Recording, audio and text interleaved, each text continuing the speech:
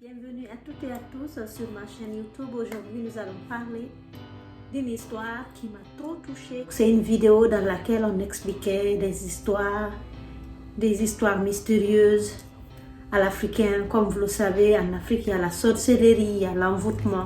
Donc, cette histoire m'a tellement marqué que j'ai décidé de la partager avec vous. Peut-être beaucoup d'entre vous l'ont vu sur Facebook parce que c'est quelque chose...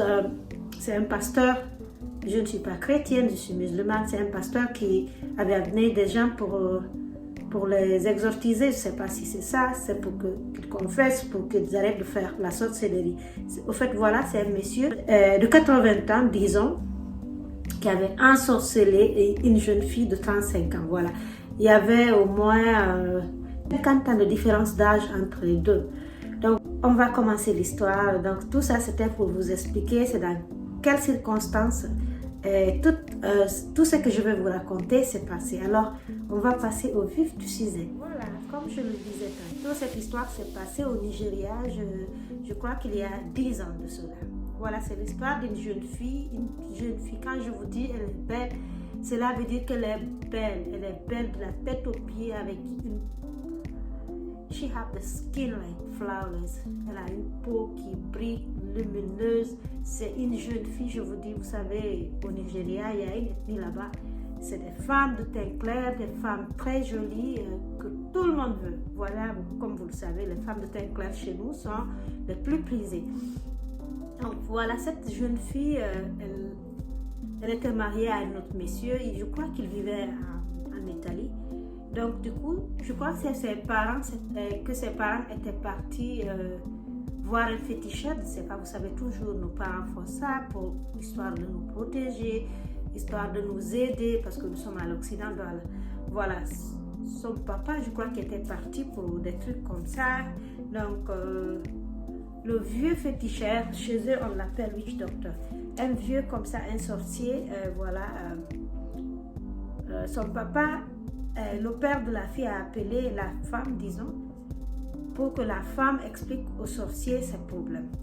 Donc voilà, dès que la femme a expliqué ses problèmes au vieux sorcier, voilà, tout a commencé là. La femme a arrêté tout ce qu'elle faisait. Elle a abandonné son mari en Italie. Il vivait bien, voilà. C'est un jeune couple, ils vivaient bien en Italie, ils s'entendaient, ils n'avaient pas d'enfants, donc ils venaient juste de se marier. Peut-être c'est ce problème d'enfant qui a poussé le papa de la fille à aller chez un féticheur, chez un sorcier. Donc comme ça, la femme, dès qu'elle a parlé avec le monsieur au téléphone, elle a pris ses clics et clac, elle est rentrée au Nigeria. Donc, elle est rentrée au Nigeria sans savoir. Vous savez, chez nous, ça se passe. On te fait des trucs, tu rentres sans même savoir comment tu es rentré. Ça arrive tous les jours, que le bon Dieu nous en garde. Voilà, du coup, cette jeune femme, elle est rentrée au Nigeria. Dès qu'elle est arrivée, son papa a dit, voilà, je ne veux pas te voir chez un autre homme, si ce n'est que ce marabout, si ce n'est que ce féticheur, si ce n'est que ce sorcier. Donc elle a pris ses clics et clacs, elle est allée chez le sorcier parce que son père l'avait menacé de la... comment on appelle ça? Son père l'avait menacé de la renier. Que si elle n'épousait pas ce vieux sorcier, elle n'allait plus être sa fille. Donc la femme, sous cette menace, elle est allée se donner au vieux. Voilà, une jeune femme, quand je vous dis elle est belle, c'est qu'elle est belle. Elle est allée se donner à ce vieux qui avait une femme déjà avec 5 enfants. Donc c'est comme ça qu'elle est restée chez le vieux sans même le vouloir parce qu'il y avait une pression familiale quelque part et d'autres. Elle n'était pas elle-même. Voilà. C'est comme ça qu'elle est restée avec le vieux pendant 10 ans.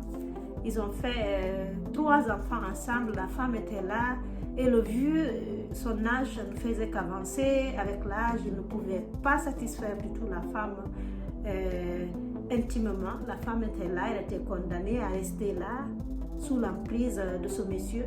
Donc voilà, une belle femme, vous vous imaginez, qui est là. Avec un vieux comme ça, elle n'est pas heureuse. C'est possible qu'elle aille chercher ailleurs. Donc c'est comme ça qu'elle est restée dans ça, elle est restée, comme vous le savez, on dit la vie c'est un karma. Donc comme elle était là, elle a obéi à ses parents, elle était restée là. Un jour, Dieu a décidé de répondre à son appel. Comme ça, le vieux, même sentant qu'il était fatigué, affaibli, il vieillissait, il a lui-même décidé d'aller se faire, comment on appelle, le vieux lui-même, il est allé se faire délivrer parce qu'il savait qu'il était envahi par le diable, parce qu'il savait qu'il était sous l'emprise du Satan. Donc lui-même, il a décidé d'aller dans leur église. C'est comme ça ils le font. Je ne suis pas chrétienne. C'est pas forcément que je crois à ces choses. D'abord, quand j'ai écouté l'histoire pour la première fois, je me suis dit, est-ce que c'est pas une mise en scène? Je me suis dit, il faut la partager avec vous parce que nous sommes en Afrique, nous savons que ce se passe. La sorcellerie existe quand même. Donc c'est comme ça, le vieux lui-même, il a décidé, comme il a entendu parler de ce pasteur, il est allé à l'église pour se délivrer, pour se faire délivrer, voilà, pour qu'on enlève le Satan en lui. C'est comme ça, il est allé avec la femme, il était déjà divorcé de sa première femme, voilà, elle était fatiguée de ces genres de choses, donc c'est comme ça, la première femme était déjà partie de la maison. Donc il a pris toute la famille, toute la maisonnée pour venir à l'église pour se faire délivrer. Donc voilà, et pour faire, comment dirais-je, pour admettre tout ce qu'il a fait aux autres. Donc c'est comme ça, il est venu avec d'autres, ses premiers enfants qui sont déjà grands, avec sa deuxième femme qu'il a envoûtée, et voilà, certains membres de sa famille. Donc c'est comme ça, il est venu raconter cette histoire au pasteur qui écoutait. Voilà. Il dit que c'est comme ça, c'est lui-même qui a expliqué comment il a pour l'ensorceler, pour qu'elle abandonne tout ce qu'elle faisait et venir à l'église. C'est comme ça, ils se sont mis à raconter des choses de semaine en semaine, à chaque semaine. L'histoire ne s'est pas passée, la vidéo c'est pas une vidéo d'un jour, c'est une vidéo de plusieurs séquences, voilà. Donc c'est comme ça qu'il a avoué qu'il a mis 3 coris dans le ventre de la femme. C'est comme ça qu'il arrivait à faire la sorcellerie sur la femme. Que lui, en même temps, il avait 3 coris dans son ventre. C'est comme ça qu'il arrivait à les connecter. C'est comme ça qu'ils étaient attachés ensemble. Ça lui servait aussi, le vieux en question, ça lui servait aussi de pouvoir pour faire certaines choses, pour faire certains de ses projets. Il a même avoué qu'il voyageait en Afrique, quelque part en Afrique, à travers cette sorcellerie, qu'il allait faire des trucs quelque part en Afrique, qu'il n'est jamais venu à l'Occident, mais en Afrique, il faisait des voyages comme ça avec la sorcellerie. Il a même expliqué qu'une fois, il était monté dans un véhicule, le chauffeur avait voulu l'arnaquer, il avait pris 3 fois le prix du transport, et lui-même, il dit qu'il avait utilisé son pouvoir pour faire tomber la voiture pour ne pas que le monsieur arrive à destination. Donc c'est comme ça qu'il faisait ces choses, voilà.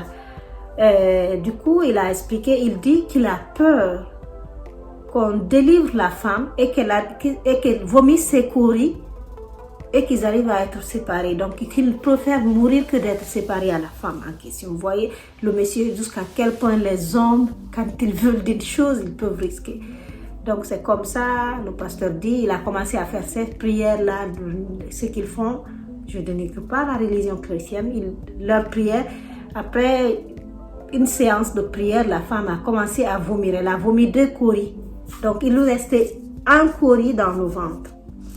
Après une autre séance, la femme a vomi le 3e cori. Donc, il fallait voir la femme quand elle a vomi ces coris-là, comment elle était. Elle-même, elle dit qu'elle se sentait bien dans sa peau, qu'elle dormait, qu'il faisait des mois et des mois qu'elle ne dormait pas, que depuis au fait qu'elle était avec le monsieur, qu'elle ne dormait pas, qu'elle avait des problèmes de sommeil. Donc, du coup, quand ils ont enlevé tous ces coris dans son ventre, elle s'est retrouvée. Maintenant, elle a commencé à bien dormir. Voilà, c'était le tour de vieux. Lui aussi, il est venu, ils l'ont fait vomir ses coris. Il a vomi tous les 3 coris, donc voilà. La femme s'est libérée, lui aussi. Il avait même par la suite amené un de ses fils, qui était lui-même aussi devenu sorcier, qu'il avait initié à la sorcellerie. Donc c'est comme ça, l'histoire s'est terminée. cette histoire de Corée n'était plus dans leur ventre, donc c'est comme ça la femme s'est retrouvée. Maintenant, je crois qu'elle était déjà là. Son père aussi est venu témoigner, donc il a demandé pardon à la fille, à la femme, de l'avoir mis dans cette situation. Donc c'est comme ça, l'histoire s'est terminée. Maintenant, le vieux en question, le sorcier, avait dit qu'il allait donner sa vie au bon Dieu, qu'il allait se repentir, au moins comme il savait qu'il était au bout du gouffre. Il était à côté de la tombe, donc c'est comme ça, il a décidé de se rapprocher du bon Dieu et d'oublier Satan. Donc c'est comme ça. Vous savez, ça c'est des histoires à ne pas négliger. Nous sommes des Africains, nous savons que ça se passe en Afrique.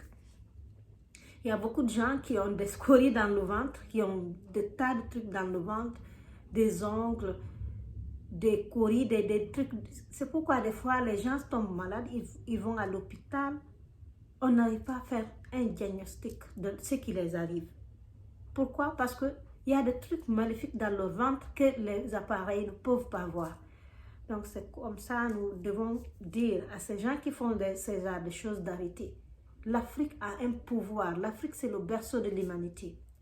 Donc si nous utilisons ces pouvoirs que nous avons, nous pouvons faire autre chose.